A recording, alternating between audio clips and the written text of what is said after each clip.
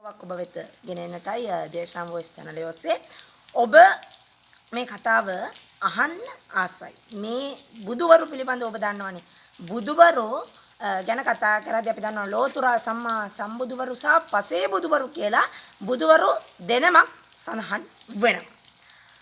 ඔය දෙනමගෙන් ලෝතුරා බුදුවරු ගැන අපි අහලා තියෙනවනේ. ඒ ලෝතුරා බුදුවරු මේ සක්වල මත තමයි මගුල් සක්වල පමණද පහළ වෙන්නේ. ඔව් මගුල් සක්වල පමණද පහළ වෙන්නේ කියලා මම අපිට සඳහන් කරන්න. ඒ කියන්නේ පිටසක්වල පහළ වෙනවද කියන එක තමයි මේකෙන් අදහස් කරන්නේ මම.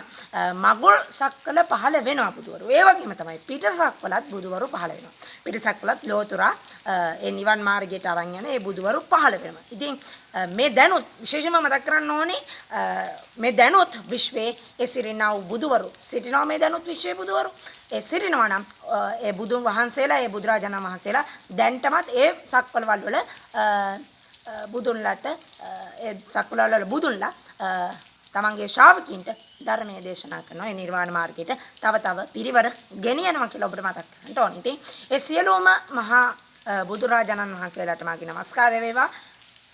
අපි ඔබට කියන්න ඕනේ තව කතාවක් මේ කියන්න බලාපොරොත්තුවක් නෑ. මගේ මේ බුදුන් වහන්සේලා අපිට සක්වල පහළ වෙනවද කියන එක සාමේ මගුල් සක්වල විතරද බුදුන්ලා පහළ වෙන්නේ කියලා. මෙහෙම දෙයක් තියෙනවා. බුදුවරු පහළ වෙන හින්දා තමයි මේ මගුල් සක්වල කියන්නේ.